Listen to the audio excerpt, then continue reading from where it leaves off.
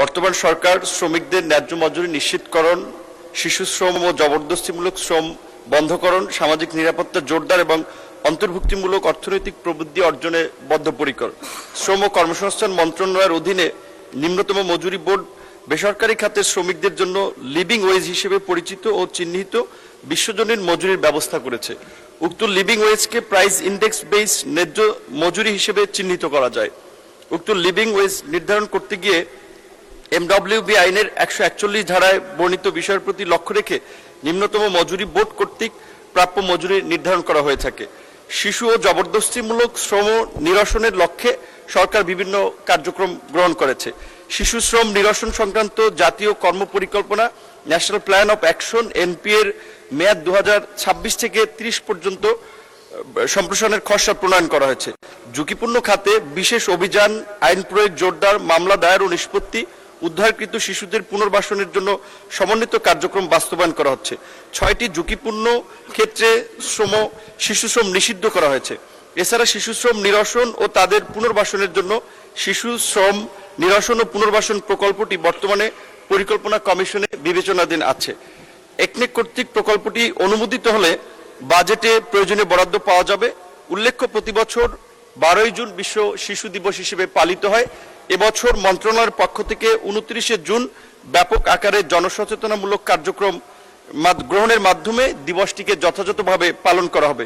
Provident fund, pension বা স্বাস্থ্য বীমার মতো সামাজিক নিরাপত্তা বেষ্টনীর পরিকল্পনা বা বাস্তবায়ন শ্রম কর্মসংস্থান মন্ত্রণালয়ের কাজের অন্তর্ভুক্ত নয়।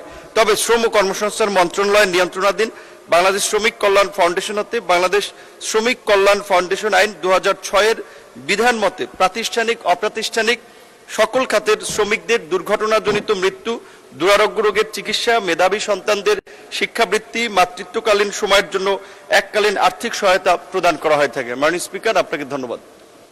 মাননীয় প্রতিমন্ত্রী, আপনাকে ধন্যবাদ। মাননীয় সদস্য বিথিকা বিনতে হুসাইন একটি সম্পূরক প্রশ্ন করতে পারেন। মাননীয় স্পিকার, উত্তরটা অনেক লম্বা ছিল, প্রশ্ন কিন্তু অনেকগুলো চলে আসে। যদি আপনি অনুমতি প্রদান করেন আমি 3টি প্রশ্ন করতে পারি, না হয় একটি করছি।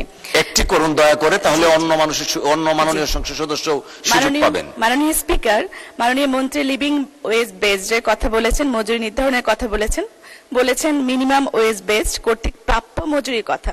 মাননীয় স্পিকার, আমি যতদূর জানি এই প্রাপ্যতা শুধু রেডিমেড গার্মেন্টস এর ক্ষেত্রে, অন্যান্য ক্ষেত্রে এই প্রাপ্যতা আরো অনেক কম। মাননীয় স্পিকার, বাংলাদেশের 4 সদস্যের শহরে পরিবারের জন্য আনুমানিক জীবনযাত্রার মজুরি 30 থেকে 48 হাজার টাকা, যেটা আমরা ডলার হিসেবে 250 থেকে 390 মার্কিন ডলার ধরতে পারি, যা বর্তমান ন্যূনতম মজুরির আরএমজি ক্ষেত্রে যদি ধরা হয় তাহলে তার তুলনায় অনেক বেশি।